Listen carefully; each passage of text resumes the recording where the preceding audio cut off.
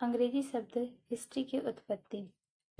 Greek origin history की उत्पत्ति प्राचीन यूनानी शब्द हिस्टोरे या हिस्टोरिया से मानी जाती है। अर्थ अन्वेषण, खोज करना, जानना, गवेषणा से प्राप्त ज्ञान। सर्वप्रथम प्रयोग हेरोडोटस, जिन्हें इतिहास का जनक कहा जाता है। हिस्टोरे उस व्यक्ति को कहा जाता था जो वाद विवाद के निर्णय में सक्षम हो। अब इसके जर्मन ओरिजिन थ्योरी है। कुछ विद्वान हिस्ट्री की उत्पत्ति जर्मन शब्द गेखिस्ते से मानते हैं। इसका अर्थ होता है घटित होना या विगत घटनाओं का बोधगम्य विवरण। संस्कृत में इतिहास का शाब्दिक अर्थ इति ऐसा ही, ह मतलब होता है निश्चयपूर्व, आस यानी था। इसका अर्थ है निश्चित रूप से ऐसा ही हुआ। प्राचीन उल्लेख। अर्थवेद में इतिहास शब्द का प्रयोग। छांदोग्य उपनिषद में इतिहास पुराण को पंचम वेद कहा गया है। आधुनिक इतिहास लेखन। 19वीं शताब्दी में इतिहास लेखन को वैज्ञानिक पद्धति मिली। आधुनिक इतिहास वैज्ञानिक शब्द का अन्वेषण। प्रयोग में आते हैं शब्द ऐतिहासिक शोध, साक्ष्य, स्रोत, शोध प्रविधियां आदि। इतिहासवाद हिस्टीरियोसिज्म प्रवर्तक है। इतिहासवाद का प्रवर्तक हीगल को माना जाता है। सर्वप्रथम हीगल ने इतिहासवाद शब्द का प्रयोग किया है। इसकी परिभाषा इतिहास में सत्यान्वेषण किया जाता है। सत्यान्वेषण की विधा को ही इतिहासवाद कहा जाता है। इसका प्रयोग MCD आर्की महोदय ने अपने ग्रंथ इतिहास का स्रोत, धर्मनिरपेक्ष व पवित्र में इतिहासवाद शब्द का प्रयोग इतिहास दर्शन के समानार्थी रूप में किया। वैज्ञानिक आधार देखें। इतिहास दर्शन व इतिहासवाद दोनों में ही इतिहास की वैज्ञानिक अवधारणा इतिहास दर्शन फिलोसफी ऑफ हिस्ट्री। इतिहास दर्शन शब्द का सर्वप्रथम प्रयोग वाल्तेयर ने किया। कलिंगवुड के अनुसार वाल्तेयर को इतिहास दर्शन का जनक कहा जा सकता है। वाल्तेयर का उद्देश्य इतिहास अध्ययन को आलोचनात्मक एवं वैज्ञानिक बनाना। इतिहास की पूर्ववर्ती धर्मशास्त्री व्याख्या से यह भिन्न था। प्रारंभिक योगदान प्रोफेसर वॉल्स ने इतिहास दर्शन के अन्वेषण का श्रेय विको को दिया। हर्डन ने 1784 ईस्वी में अपनी कृति idea for philosophy of history of mankind के माध्यम से इतिहास दर्शन को आगे बढ़ाया। हीगेल ने lecture on philosophy of history के माध्यम से इतिहास को एक गूढ़ विषय के रूप में प्रस्तुत किया। प्रत्यक्षवादियों का योगदान। हीगेल के बाद प्रत्यक्षवादियों ने भी इतिहास दर्शन का प्रयोग किया। उन्होंने घटनाओं को प्रभावित करने वाले सामान्य नियमों की खोज को प्राथमिकता दी। इतिहासकार का कार्य उन कारणों की व्याख्या करना है। अगस्त काम्टे का दृष्टिकोण। प्रत्यक्षवादी सिद्धांत के मुख्य प्रतिपादक अगस्त काम्टे का उद्देश्य अतीत की घटनाओं के माध्यम से सामान्य नियमों का प्रतिपादन करना था। इतिहास दर्शन की परिभाषाएं। कार्ल लोविय। इतिहास दर्शन का अर्थ विश्वसनीय इतिहास की क्रमबद्ध व्याख्या है। यह एक निश्चित सिद्धांत के आधार पर घटनाओं का अध्ययन करता है जो किसी अंतिम उद्देश्य की ओर निर्देशित होता है। कलिंगवुड। इतिहास दर्शन ऐतिहासिक चिंतन और ज्ञान की व्याख्या का प्रयास है। यह केवल घटनाओं का चिंतन नहीं है, न ही भविष्यवाणी का माध्यम है। यह उत्तर देने का प्रयास करता है कि इतिहास क्या है। Professor walls. ज्ञान के सिद्धांत के रूप में इतिहास दर्शन एक प्रकार का ज्ञान है। इतिहास दार्शनिकों का कार्य वैज्ञानिक विश्लेषण के माध्यम से ऐतिहासिक घटनाओं को बोधगम्य बनाना है। इतिहास दर्शन के तत्व। ऐतिहासिक गवेषणा इतिहास दर्शन का मूल तत्व है। दार्शनिक दृष्टिकोण। कलिंगवुड के अनुसार प्रत्येक दार्शनिक का अपना दृष्टिकोण होता है। वह अपने ढंग से काल और परिस्थिति के संदर्भ में घटना पर चिंतन करता है और समाधान ढूंढता है। इतिहासकार की भूमिका। इतिहास में हम अतीत की घटनाओं का अध्ययन करते हैं। एक इतिहासकार उन घटनाओं के पीछे की परिस्थितियों का सूक्ष्म अध्ययन और विश्लेषण करता है। जब वह घटनाओं को परीक्षणों और अभिव्यक्तियों के रूप में समझने का प्रयास करता है तो वह एक दार्शनिक की भांति सत्यान्वेषण करता है। यही सत्यान्वेषण की प्रवृत्ति इतिहास को दार्शनिक और कृतित्व को इतिहास दर्शन बनाती है। रेनियर का कथन प्रत्येक इतिहासकार का एक इतिहास का दर्शन होता है। आगे सेकंड टॉपिक है, क्या इतिहास कला है अथवा विज्ञान? इस प्रश्न पर विद्वानों के भिन्न मतभेद हैं। कुछ इतिहास को कला मानते हैं, कुछ इतिहास को विज्ञान सिद्ध करते हैं, कुछ मध्यम मार्ग का अनुसरण करते हुए इसे कला व विज्ञान दोनों मानते हैं। इतिहास को कला मानने वाले विद्वान। Henry Peren, A.L. Rouse, G.R. Elton. इतिहास को विज्ञान मानने वाले विद्वानों में से हैं ब्यूरी, सीले, डिल्थे। इतिहास को कला विज्ञान दोनों मानने वाले विद्वानों में हैं ट्रेलियन महोदय। Professor J.V.. ब्यूरो महोदय भी अंततः यह स्वीकार करते हैं कि इतिहास विज्ञान और कला का सुंदर सम्मिश्रण है। जबकि 1903 ईस्वी में इंग्लैंड के कैम्ब्रिज विश्वविद्यालय के सत्रारंभ के अवसर पर अपने उद्घाटन भाषण में सर्वप्रथम डॉक्टर जॉन ब्यूरे ने कहा था, इतिहास स्वयं विज्ञान है, न कम और न अधिक। प्रोफेसर सीले ने भी इतिहास को विज्ञान मानते हुए कहा है, इतिहास विज्ञान है और साहित्य से इसका कोई सरोकार नहीं है। इतिहास विज्ञान व कला दोनों है। जी.एम. Trevelyan, AL. राउच के अनुसार इतिहास को केवल कला या केवल विज्ञान मानना न्यायसंगत नहीं है। इतिहास दोनों का सुंदर संयोग है। इतिहास में वैज्ञानिक तत्व साइंस एंड हिस्ट्री तथ्यों का अन्वेषण वैज्ञानिक कार्य की भांति होता है। पुरातात्विक अवशेषों का काल निर्धारण वैज्ञानिक विधियों द्वारा किया जाता है। तीसरा बात है पर्यावरण, जलवायु, वातावरण के सापेक्ष मानव के कार्यों का अध्ययन करना पड़ता है। तथ्यों की यथार्थता केवल वैज्ञानिक प्रविधियों द्वारा सुनिश्चित की जा सकती है। अब इतिहास में कला के क्या तत्व हैं? तथ्य नीरस और निर्जीव होते हैं। इन्हें प्रस्तुत करना कल्पना और कला का कार्य होता है। दूसरा पॉइंट है प्रस्तुतिकरण जन सामान्य के लिए बोधगम्य, सरस और सजीव होना चाहिए। यदि प्रस्तुति कलात्मक नहीं होगी तो इतिहास नीरस, कठिन व दुरूह बन जाएगा। कलात्मक प्रस्तुति तत्व को आत्मसात योग्य बनाती है। इसके कुछ कोटेशन हैं। जी.एम. ट्रेवेलियन ने कहा है, ऐतिहासिक तथ्यों की खोज प्रणाली वैज्ञानिक होनी चाहिए, किंतु प्रस्तुत करने की विधि कला है। शब्दों की लेखन कला साहित्य है।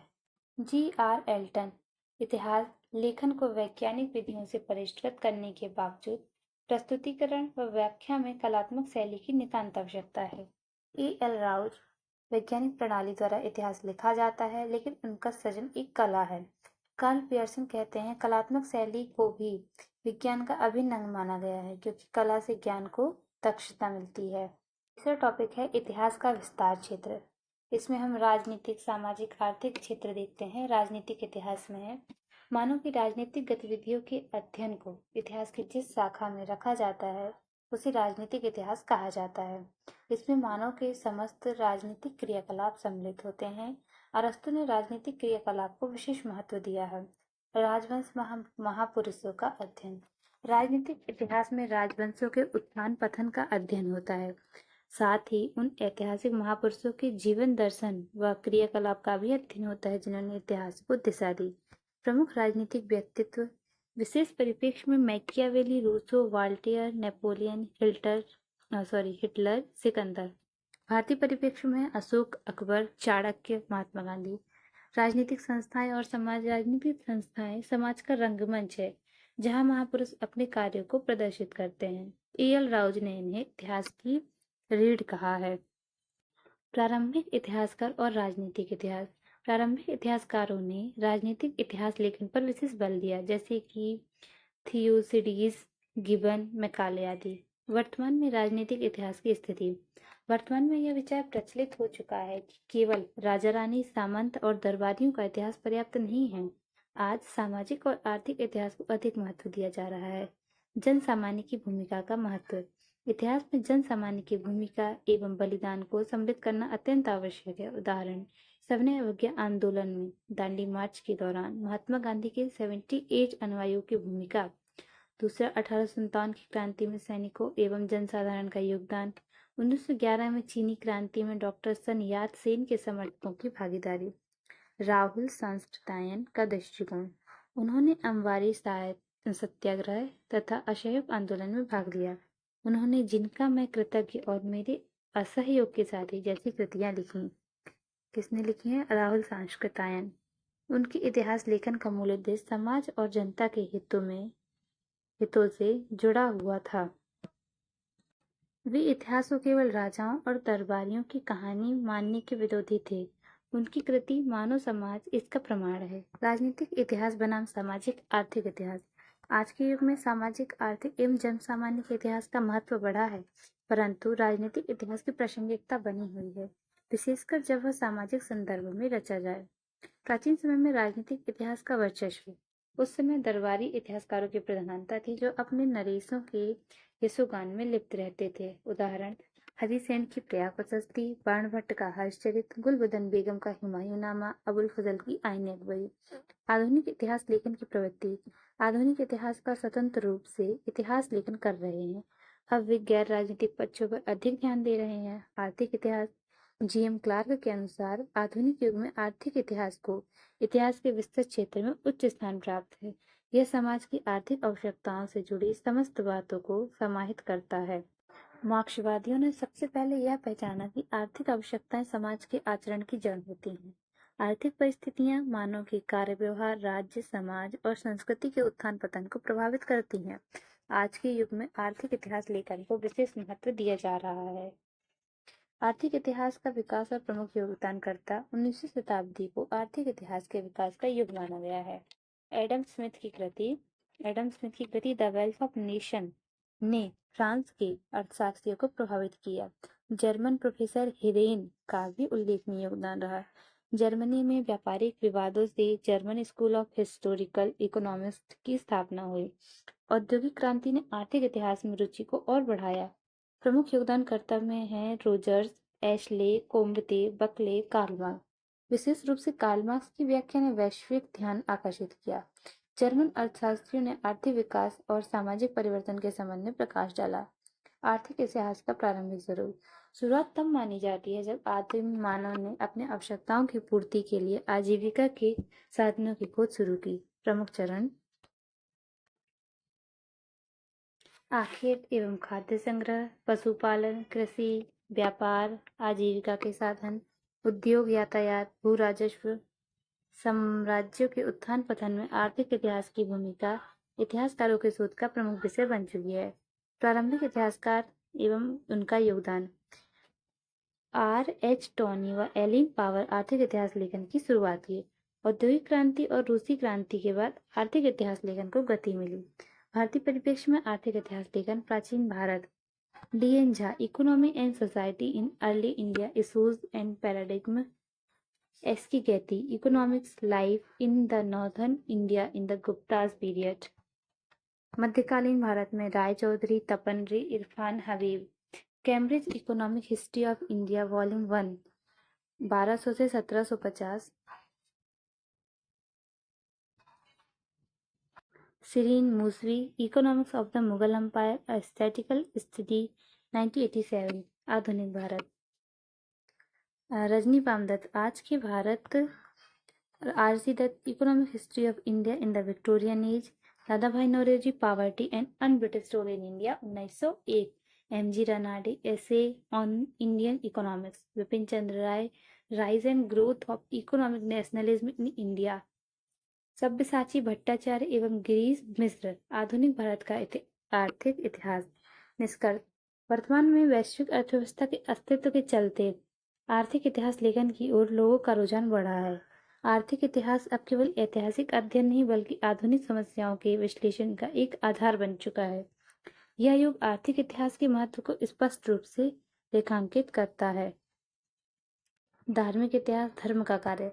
समाज को नैतिक रूप से संयमित और नियंत्रित करना समस्यागत समाज के लिए प्राणवायु के समान है।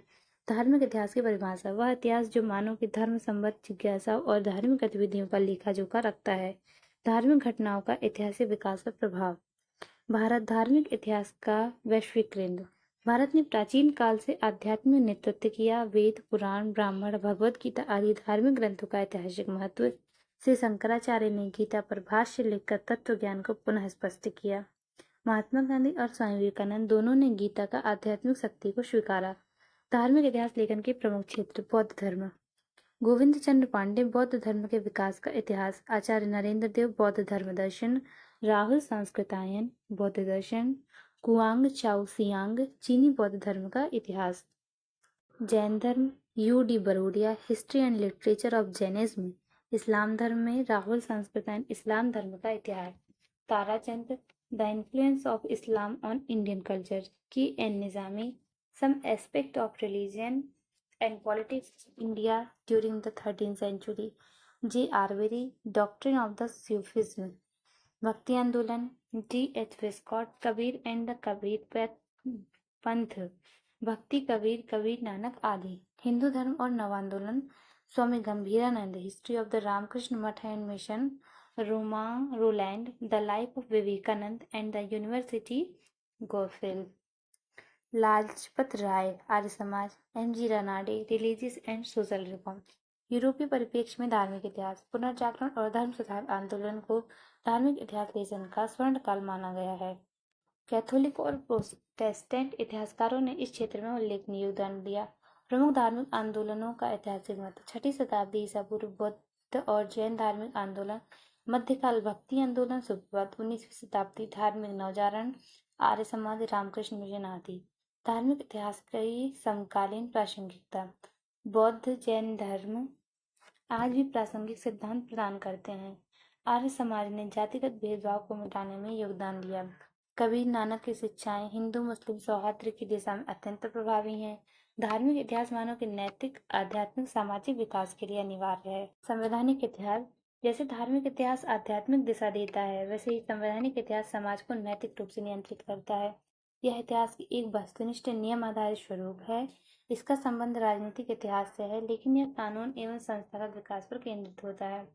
यह अधिकार एवं कर्तव्यों की समझ, कानून की उत्पत्ति और न्याय व्यवस्था के विकास को रेखांकित करता है। प्राचीन भारत में संवैधानिक परंपरा, मनुस्मृति सामाजिक नियमों का सबसे प्रारंभिक और प्रभावशाली स्रोत है। अन्य प्रमुख स्मृतियां याज्ञवल्क्य स्मृति, न्यायनाथ स्मृति, पाराशर स्मृति, बृहद स्मृति। टीकाकार, मेघातिथि कुल्लू गोविंदराज ने मनुस्मृति पर टीकाएं लिखी। विज्ञानेश्वर ने मिताक्षरा टीका हिंदू कानून की आधारशिला है। विश्व के संवैधानिक इतिहास के प्रमुख ग्रंथ, हामुराबी का code, Babylon, Justinian code, Byzantium empire, Napoleon code, France, Macaulay का Indian penal code, IPC 1860, Cornwallis code 1793, ब्रिटिश भारत का पहला व्यवस्थित प्रशासनिक कोड। आधुनिक युग में संवैधानिक इतिहास लेखन के प्रमुख विद्वान और ग्रंथ, भारतीय परिप्रेक्ष्य में A.B. Keith, a constitutional history of India, H.C. Banerjee, Indian constitutional documents 3 volume, Veerkeshwar, भारत का संवैधानिक विकास एवं राष्ट्रीय आंदोलन, H. Alexander, India since Cripps, विश्व परिप्रेक्ष्य, Blackstone, commentaries on the law of England, अन्य विद्वान Hallam, Erskine, Cowell, Maitland, Cornewall Lewis आदि। संवैधानिक इतिहास की वर्तमान प्रासंगिकता, अधिकारों के प्रति जागरूकता बढ़ने से लोगों की कानूनी ज्ञान में रुचि बढ़ी।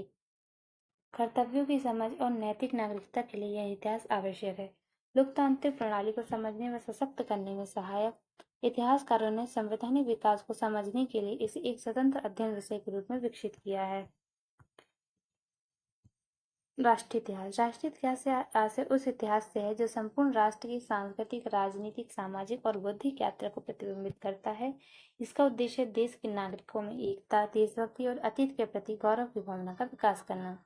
राष्ट्रीय इतिहास की आवश्यकता व उपयोगिता, यह राष्ट्र की अखंडता और राष्ट्रवाद की भावना को मजबूत करता है, विघटनकारी क्षेत्रीय और जातीय प्रवृत्तियों के प्रभाव को संतुलित करता है, बच्चों में देशभक्ति, संस्कृति के प्रति सम्मान और राष्ट्र ऐतिहासिक चेतना को जागृत करता है। क्षेत्रीय इतिहास को राष्ट्रीय प्रभाव से जोड़ने की आवश्यकता, ताकि भारत की विविधता में एकता उभर सके। विद्वानों के विचार, अत्तमीरा और फिशर, राष्ट्रीय इतिहास पढ़ाने से पहले गुफा मानव, बेबीलोन, अरब, मिस्रवासियों के इतिहास की आधारभूत जानकारी होनी चाहिए। तत्पश्चात माध्यमिक स्तर पर राष्ट्रीय और विश्व इतिहास का समन्वित पाठ्यक्रम बनाना चाहिए। इसी इतिहास शिक्षण क्रमिक, समावेशी और व्यापक बनता है। तो आज हम यहीं तक रखते हैं। कल हम करेंगे भारतीय इतिहास की विशेषता। अगर आपको अच्छा लगता है तो प्लीज़ इस चैनल को सब्सक्राइब करें और लाइक करें। Thank you.